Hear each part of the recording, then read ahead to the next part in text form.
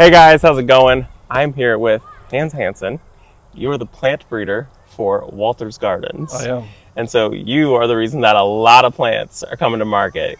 Yeah, you have how many patents to your name? So my name is on about 500 patents that are offered through Walter's Gardens. That's amazing. That is huge. So he has graciously opened up his own private garden. So we're here to take a tour. You're going to see an amazing garden. He is in a suburb. You are on, kind of a small suburb lot. It's a quarter-acre lot. Quarter-acre lot. And the house takes up most of the space. Yeah. So we're going to go see, and there's a ton of evergreens. It's amazing. And I've made it in the front yard. That's about it. So I'm going to turn the camera around, show you guys his garden. He's actually going to show you the garden. We're just going to follow along. Let's get into it. So, quarter of an acre. This is your front yard here. Correct. You've got bed, and then you've got a center island, and then you have the bed closest to the house with tons of evergreens. Where do you want to start? So we'll do a walking tour this way around the property. Okay. When I first moved in, all that was there was a foundation planting with Stella d'Oro daylilies and Sedum autumn joy. When my family came to visit me 1 year later, my mom got out of the car, looked her out, and she said, you used to have such a nice lawn. That was all she said. And then my brother said, what do the neighbors think of you? And I'm like, I didn't ask. That's not my business. So it's all about the plants for me. So I designed this to be a 4-season garden. Summer takes care of itself, but a lot of spring bulbs. I have a lot of snowdrops, a lot of daffodils. There's probably over 600 varieties of daffodils, probably over 200 varieties of snowdrops. And then a lot of conifers. The conifers kind of blend in during the summer, but they're very prominent in the wintertime. I mean, you have some very interesting conifers out here. I'm blessed to be close to Wavecrest Nursery. So Carol had wonderful, wonderful conifers. She retired, and her propagator now runs Blue Horizon Nursery. So 2 great nurseries within an hour here. So. Wow. That's awesome. So you have options, and then you also breed plants. I also breed plants. You have some really interesting ones in here. Yes. Yeah. I mean, do you want to? Should we show the Astilbe one that didn't make it to market, but you still have it in your garden? So this is a sibling of Dark Side of the Moon.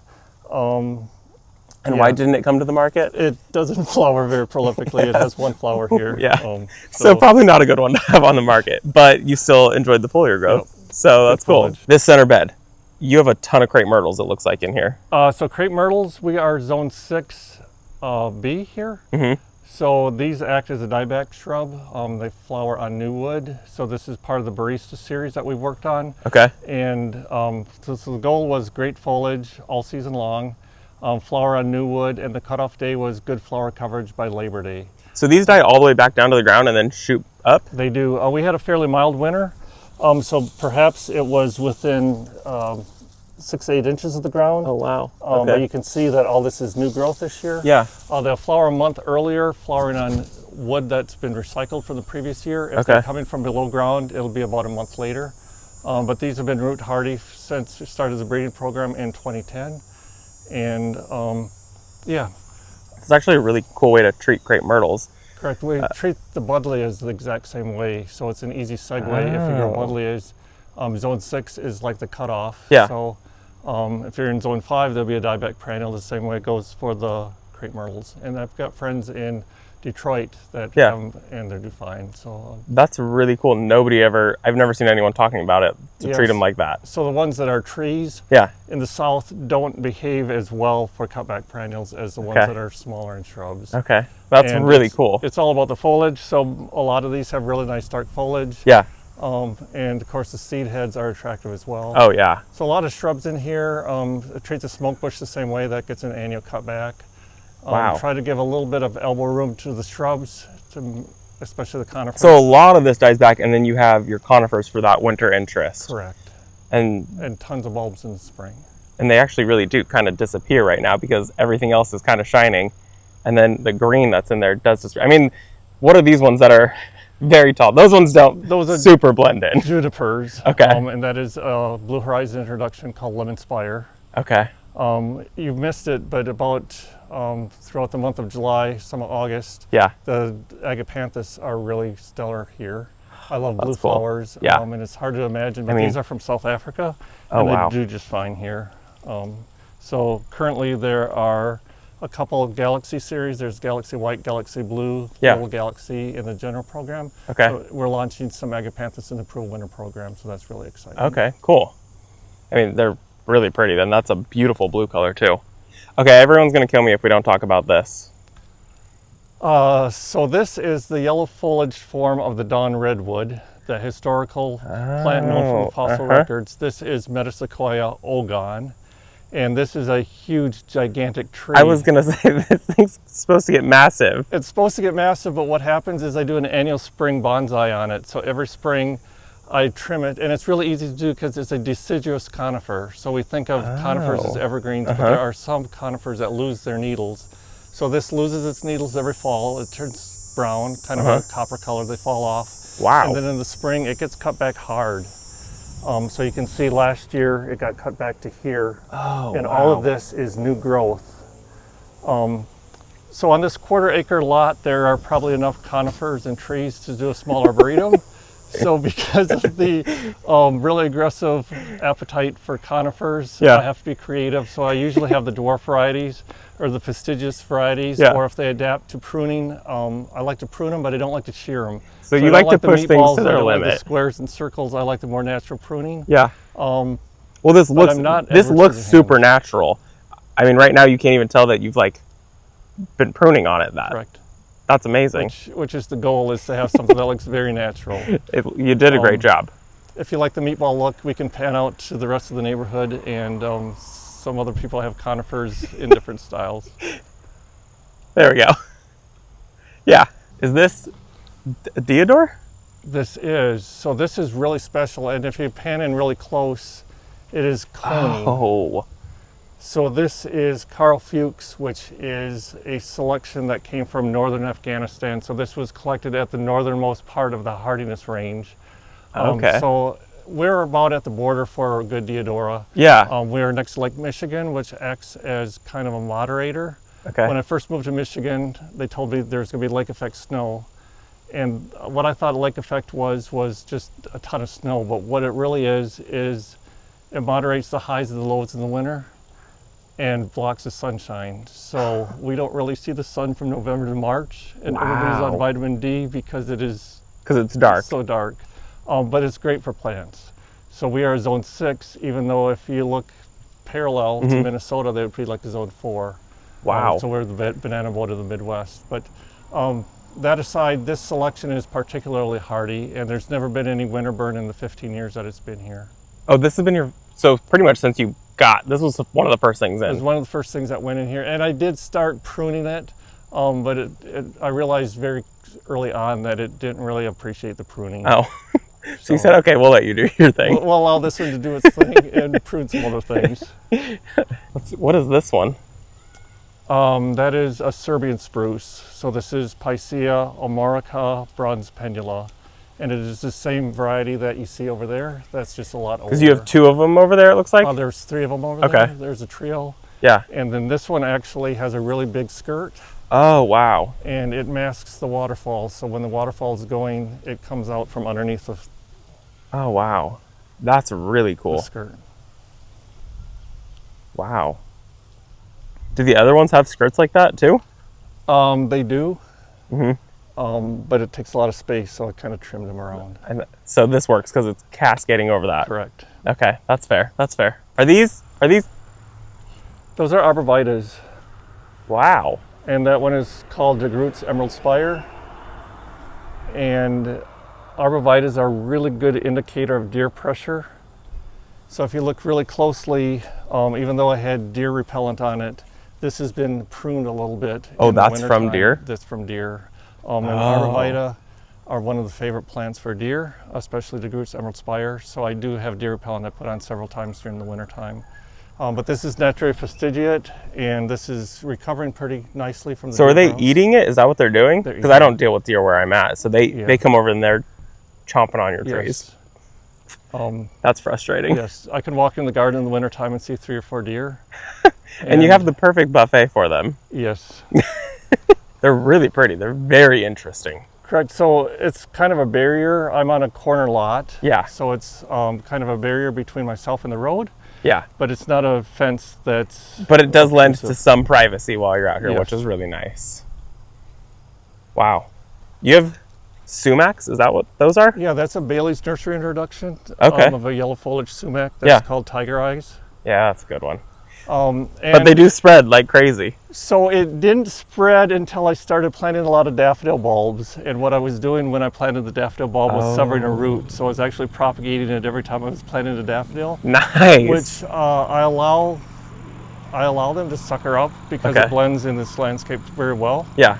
Just annually in the fall, I cut off all the suckers and allow them to regrow in the spring. And that's a lot of sumac though, but that color is so pretty. Oh, wow. So my favorite tree in the garden is this dogwood. And it's like a giant pagoda dogwood. This is Cornus controversia variegata. Uh-huh. And this is quite a young tree. It's probably only been here for like 9 years. So it's growing really Oh, fast. wow. And you can see kind of each tier is an annual growth rate. And it has really good angles for a bird's nest. There's always birds nesting in here. Oh, wow. It gets white flowers in the spring, but you don't see the white flowers with the variegation. So and it's right outside my bedroom window, so when I look outside, I look actually down into the variegation. Oh, that's cool. Kind of a That's cool plant. really cool. So this one does get the white flowers also. So the flowers aren't the show. Flowers aren't the This show, is the it's show. foliage. Dogwood. This is the tree that I would like to add next year into Sometimes my it's garden. called the wedding cake tree. Yeah. This is the one. So I've been talking about. I really want to add a dogwood into our garden. I know everybody here has hydrangeas, but I see one hydrangea in your garden. This is on the north side of the house. There are a couple hydrangeas if you go on the east side of the house. Okay.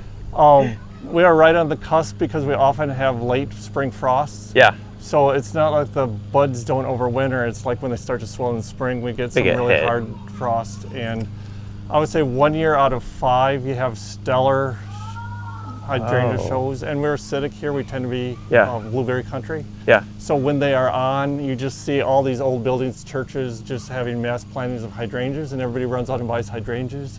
And then you usually have 4 years of famine where you have late spring frost. And then one more year. Yeah. That's terrible. Alaskan cedar. Yes. So the 2 on the end are green arrows. Okay. And the 3 in the middle are just pendulas. And they all look very similar this time of year. Yeah. In the wintertime, the green arrow is a very vivid dark green. And the other one's aged to more of that winter conifer color. But green arrow was named because it stays so very green in the wintertime. I just planted a green arrow. I'm so excited to see it actually mature. Yeah. How long have those been in the ground?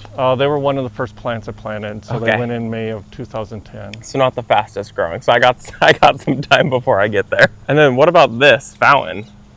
So this fountain was at the old Wavecrest nursery. It was in the sales area, and towards the end of when Carol was selling off, that's one of the things I bought. That's really cool. So her husband actually bored through the granite column, and they made the fountain themselves. Wow. This is my favorite baptisia. This is from South Carolina, and it's called Baptisia perfoliata, and it reminds me of eucalyptus. The flowers are axillary.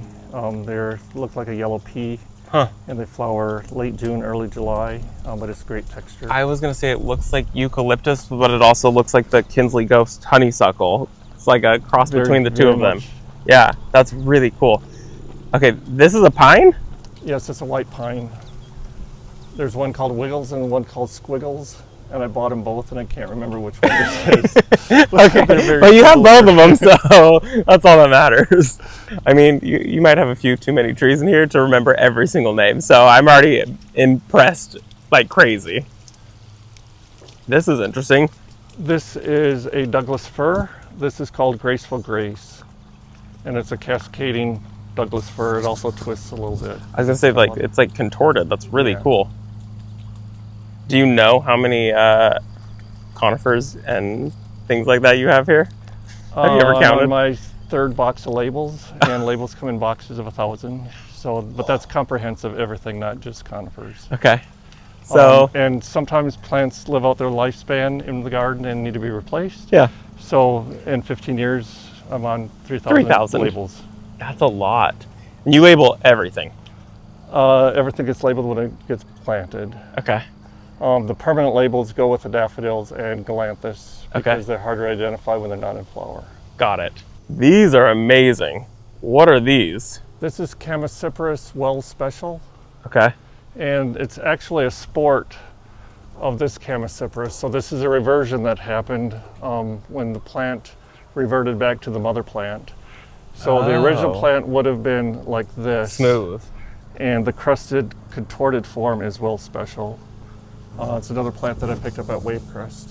So with this, that's just that one branch that's... Yes, and that should be pruned out. And then that won't continue to be an issue. Correct. Okay. If you don't prune that out, that part of the tree is going to grow very quickly. Yeah. And it'll outtake it and ruin the And that'll become the leader. Problematic, yeah. Got it. How big were these when you planted them? For the most part, every conifer fit in my car in the back seat. Okay. So car size at least. I'm a nursery person, so I've got a limited budget. Yeah. But I have a very healthy appetite for conifers. Yeah. So I probably prefer buying a smaller tree over a larger tree so I can have more of them. That's fair. That's fair. We had mentioned hydrangeas. Yeah. So this is rebloom on a hydrangea, but I love the way this one matures. So it goes from this really soft blue to kind of a white, and then it picks up some of these. Oh, you get like all three colors out of this. Correct. So you're one of the only people who gets to have all three colors. Wave Crest had a ton of hydrangeas, and not all of them were labeled. And she would have choice ones that said unknown, but they're beautiful. And I would go by which ones. Well, especially if you get blue and green and red. Correct. And all of this in Michigan. Yeah. That's amazing. So I also like Orient lilies. These were incredibly tall this year, so I'm 6 foot in this tower. Are they normally that tall? When they're mature, they are. Okay. Yep, and they've got very sturdy stems. Yeah, very thick. Pompidero is one of my favorites, but Silk Road is nice. There's tons of them, and it's not really a bad one in the bunch. So next time we do a garden tour together, what month should I come back? June, July are great. June, July. Okay. Okay. But the garden changes. You can come in the wintertime, it'll be nice. So we'll have to do a follow-up every couple months. Everybody's familiar with the jack-in-the-pulpit. This is the Asian form of a jack-in-the-pulpit. This is Erycema consanguineum. This is quite late to emerge in the spring. Normally it comes up probably about June, and then it flowers the typical jack. Yeah. But the foliage is really outstanding. It's very soft. And it has nice silver midribs, and they always have an odd number, usually between 11 and 13. And this particular one has this really fancy elongated drip tip. That's so cool. It's kind of a... Wow. You don't even really notice those until somebody points that out to you. So I would have planted one bulb here. Yeah. And as time goes on, they flower and they set seed, and each generation kind of gets closer and closer to the lawn. We have some from 2024. Okay. So soon you'll have even more. This is an oldie, but oh my goodness, it goes all the way back behind the hydrangea. But this is a nice double-flowered wow. hydrangea. That's really and once pretty. again, it ages very nicely. Yeah, that's a really pretty one. So this kind of is a good way to explain my gardening style. So it's kind of in layers. I believe that Mother Nature doesn't really like exposed soil, so if you don't plant something in there, something else will show up. Usually it's a weed. Yeah. So if you completely wallpaper your garden, there's spring cleanup, maybe fall editing, but there's not a lot of weeding during the summertime. And bulbs can just be like planted as pop-up plants that come in through the vegetation. Yeah. And so there's a lot of different textures, a lot of things going on. But a lot of enjoyment because there's always something new to see every time you go outside. Especially when they pop up and you're like, oh look, it's coming up there too. Begonia grandis, one of the hardy begonias. So I don't plant this. This comes back every year. It just comes back by seed? Yes. Wow. That one's really pretty.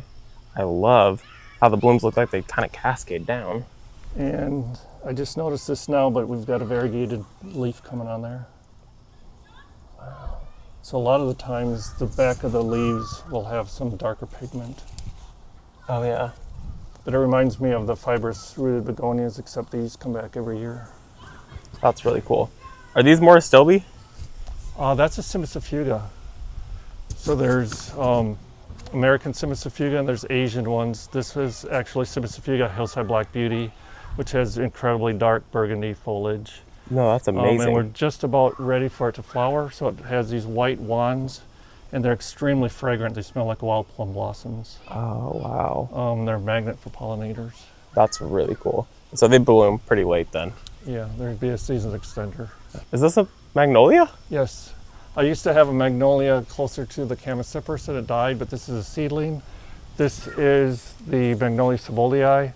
So it flowers usually mid to late May. Uh-huh. So it's one of the very last of the deciduous magnolias to flower. So it usually misses that last frost window. Okay. But when the fall days kind of match what it does in the spring, it'll usually set up another set of flowers. I was gonna say, I think this one's opening up a little bit right there. So is it white blooms? It's a nice 5-petal white bloom, but the center is red. It's very photogenic. Oh, that's cool. And because it faces down, you can look up and enjoy it. Oh, so it doesn't matter how tall it gets because all the blooms face down. Right. Oh, that's so cool. and So this was a seedling that came up? Seedling, yeah. Huh. And I always tell my friends not to prune the magnolias because when you prune them up so tall you can't see the flowers, if they're lower branches, all you have to do is look down into the flowers and enjoy them. So, Yeah. If you've got the space, I don't prune them.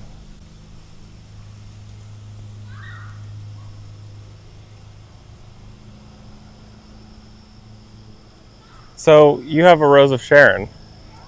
I actually don't. We're on the neighbor's property.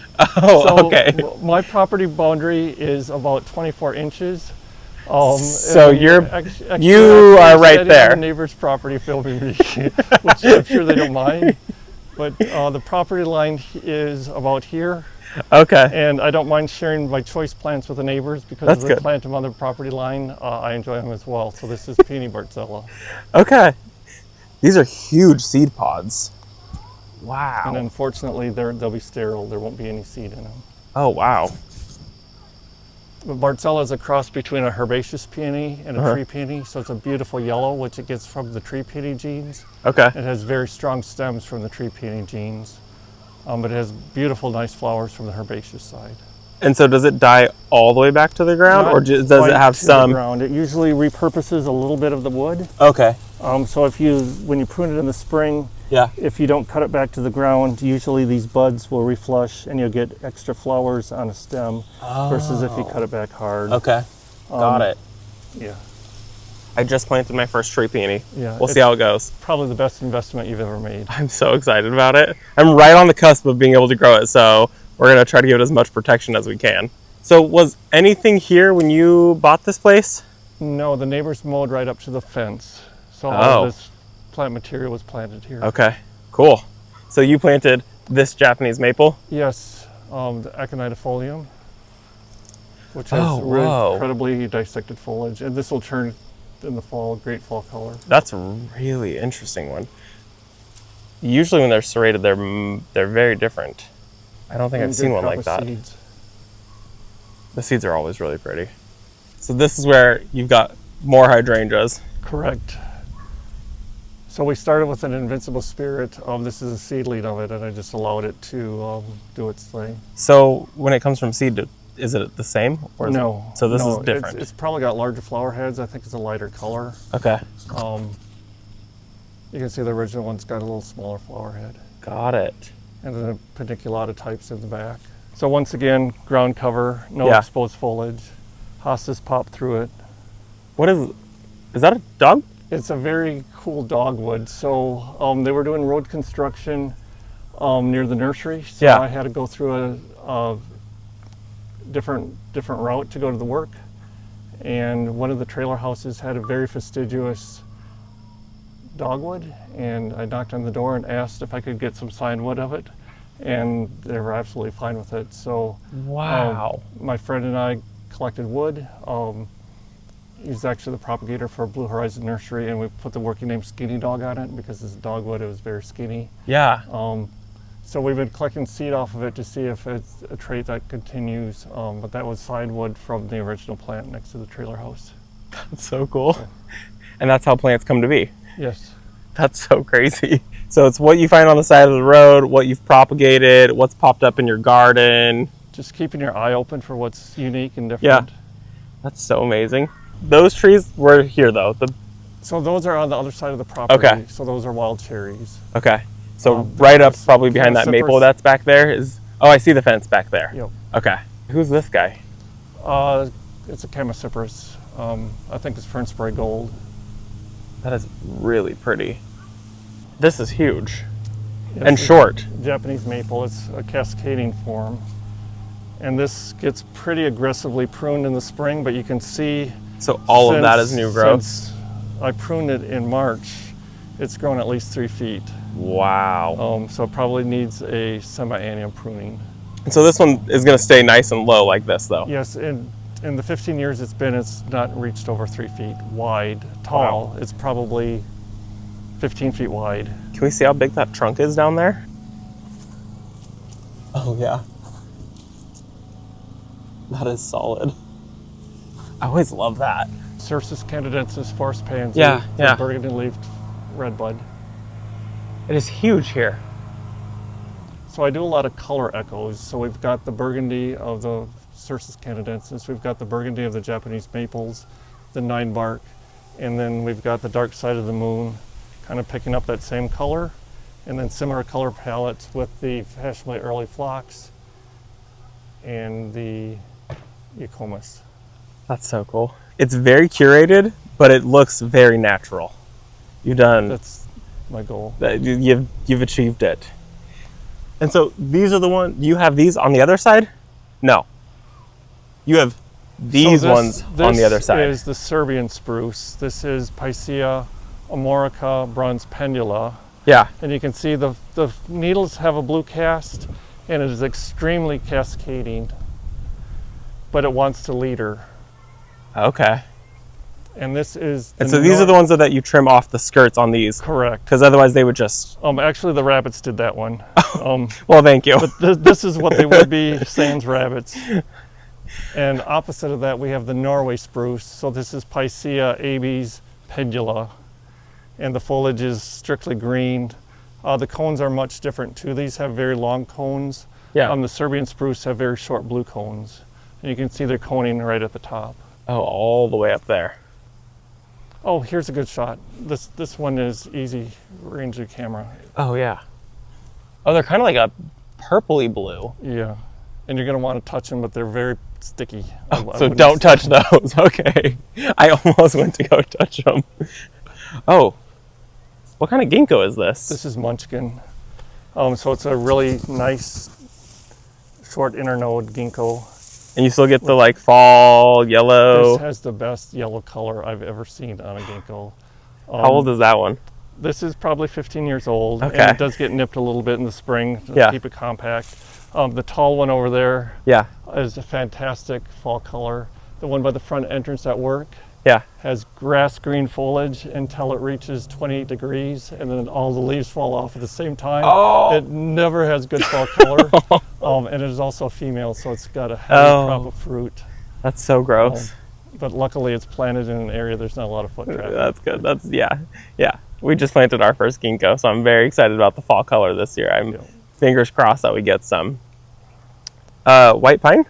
This is a cool white pine. So this came from the exit to Granville. There's a BP gas station, and at very low level, so about 5 feet off the ground, was a little witch's broom. Yeah. So my friends and I, of course, collected sign wood, and they grafted it. So there's 2 of them here, and they called it Hans.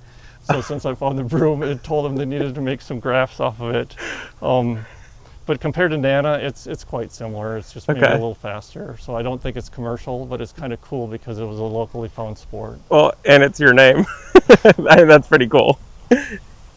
So you got that one there, and then this one there. How long ago did you find these? Probably 10 years or so. Oh, wow. Okay. It's a very fast growing. All of this growth is current growth. Okay. So I would have did a light trim on it last fall. Yeah. Fairly nice blue color for a white pine. It's a beautiful blue color. This is a tree you don't often see. Yeah, I was going to say, I don't know what this is. This is a linden. Oh. So in the fall, when it loses its leaves, it looks like a really nice bonsai linden or basswood. That's really cool. This And is then you get called fall color on it too? There is fall color. This is probably stress. It's underneath and not getting any light. Okay. But I don't know if most people realize this, but these are propagated by cuttings. So some of the trees that you would like propagated, like catalpa, this one can be done by cuttings. So it's not hard. You may just need a little patience, but it's a very slow growing linden. This is probably close to 15 years old. Wow. And it's fun. That's so cool.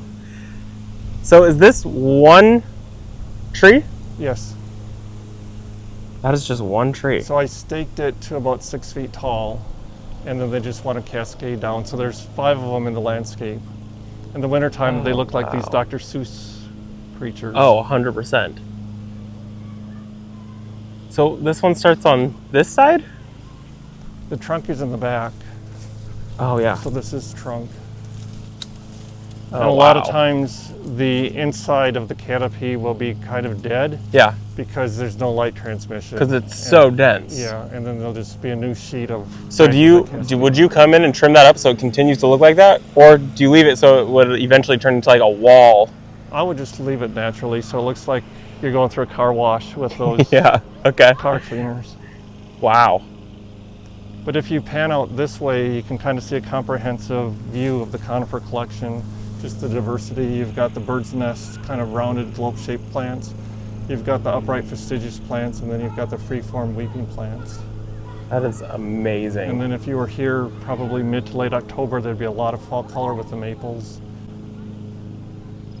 and the ginkgos. It's stunning here. I guess I'm gonna have to come back this fall. Probably my favorite. So, because you were the breeder, mangave are kind of your baby at work. Kind of a signature project. Yeah. Yes. So, I mean, I have Bad Hair Day, I have Lavender Lady, and then what's the owl one? There's a night owl. Night owl. Yeah. Yeah, and then I would like to add praying hands into my We can garden. get you praying hands. Okay, sweet. There's a variegated form called Hope and a Prayer, which is also. Oh, I very just cool. saw that one. We just did a tour over there, and they showed me that one. That one was really cool too. So the cool things about mangaves is this is a cross between an agave and a manfreda. And agaves are notoriously slow growing. I mean, the common name is century plant. Yeah. And manfreda is this obscure botanical plant, interest only. But it has a lot of cool characteristics. It's got a fast growth rate, flowers annually, and has red pigment. So the hybrids have a lot of distinction, have a lot of character. So this is one of my favorite. This is Lavender Lady, which is a cross between mangave bloodspot and a Tinuada. And it's got this beautiful lavender color, which is actually due to these red spots. And the more sun it gets, the more it colors up. Exactly. It's just like me and my freckles. So in the wintertime, people probably don't see my freckles, but obviously in the summertime, they're very prominent. And the same thing happens with the mangaves. If you have them under glass or plastic, the UV protection stops the red pigment from showing up. But then when you put them outside, direct UV rays draw out that red color. Wow. Yeah. I did not know that. That's really cool. So if you were to receive one that was greenhouse grown, it wouldn't be as intense and colorful as one that was grown under natural light. So that's exactly, I think that's what I received on my Lavender Lady. It was definitely grown inside a greenhouse because I got it and it was like one solid color. And then I planted it in our garden and all of a sudden it like put on a show of color. And it's in full California sun. So it like, the speckling on it is really intense. Yeah, they're so cool. And I've got friends that use them as their accent plants and container decorations on their patios. Yeah. Because in the past they spent a fortune on annuals, petunias. They go away to a conference for a week, they come back, and their investment is no more. And if they had mangaves, you can go for several weeks, not water them, and come back and they're fine. And it's no they're problem. Very forgiving. Yeah. A lot of the mangaves have pretty lethal spines. Yeah. These ones do not. Is a lot more user-friendly. Yeah. That's why I'm really happy to have it on our landscape. We actually have this one right next to a walkway. Yeah. Because it's and not. Bad Hair Day is very flexible. I love Bad Hair Day. I've got 3 of them. And you should get wigging out. That's a variegated form. It's got a white margin. Wait, which one? Wigging out. Wigging out? Yeah. Okay. Okay. The names are a little out there, but I think they help sell the plant. I mean, it definitely helps sell the plant.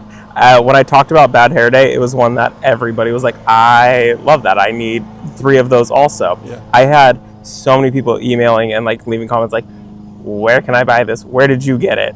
Because it's so cool. They're fun. Yeah. And the cool thing about that is the demographics for it tends to be the younger crowd. Yeah. Whereas the African violet crowd is usually your grandmother's circle.